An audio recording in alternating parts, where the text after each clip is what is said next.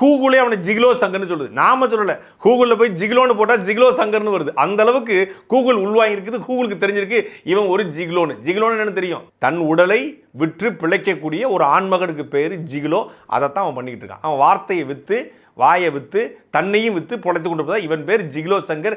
இப்போ இவன் சிறைக்கு போயிட்டான். மாலதிக்கு ஒன்றும் பிரச்சனை இல்லையே. மாலதி வீடியோ போட்டுக்கலாம, தைரியமான பொண்ணு தானே. அவன் கூட உட்காந்துட்டு சரிக்கு சமமா பேசுது, எல்லார பத்தி நக்கல் பண்ணுது, நையாண்டி பண்ணுது. அது யூடியூப் தம்பி, யூடியூப் தம்பி இப்போ போட வேண்டியதானே? நீ தைரியமான ஆளாச்சு இல்ல, வீடியோ போட வேண்டியதானே?